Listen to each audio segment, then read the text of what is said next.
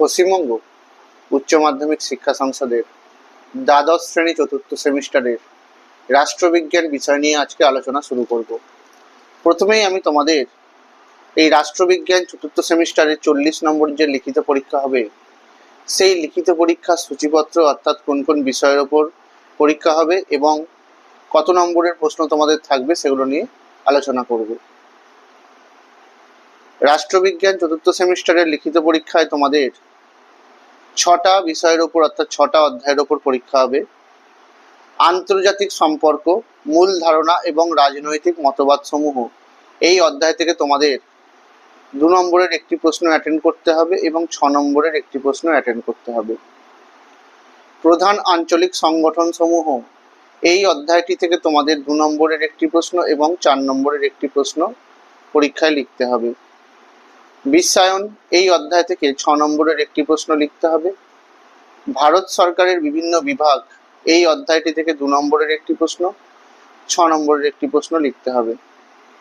সমকালীন ভারতের নাগরিক সমাজের আন্দোলন সমূহ, এই অধ্যায়টি থেকে 2 নম্বরের একটি প্রশ্ন, 4 নম্বরের একটি প্রশ্ন লিখতে হবে।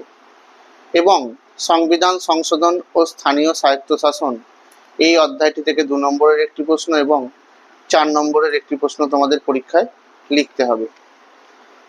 এটা হলো তোমাদের এই রাষ্ট্রবিজ্ঞান চতুর্থ সেমিস্টারের সূচিপত্র।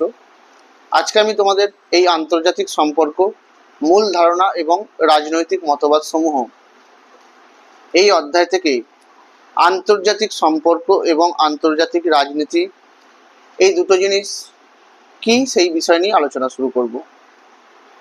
আন্তর্জাতিক সম্পর্কের কথা বলতে গেলে বলা যায়, সাধারণভাবে বর্তমান পৃথিবীতে কোনো দেশ বা রাষ্ট্রই আন্তর্জাতিক সমাজ থেকে বিচ্ছিন্ন হয়ে বা আলাদা হয়ে থাকতে পারে না। এর কারণ হিসেবে বলা যায়, যেহেতু কোনো দেশ বা রাষ্ট্রই স্বয়ংসম্পূর্ণ নয়, আর এই ধরনের চিন্তাভাবনা থেকে যখন একটি রাষ্ট্র তার ভৌগোলিক সীমানা অতিক্রম করে অন্যান্য রাষ্ট্রের সঙ্গে সক্রিয় সম্পর্ক বন্ধনে আবদ্ধ হয়, তখন তাকে বলা হয়ে থাকে আন্তর্জাতিক সম্পর্ক বা ইন্টারন্যাশনাল রিলেশনস।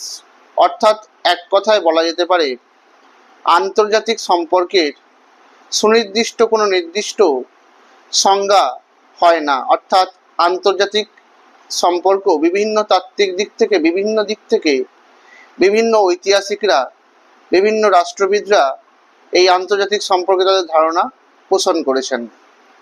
আর আন্তর্জাতিক রাজনীতির কথা বলতে গেলে বলা যায়, বেশিরভাগ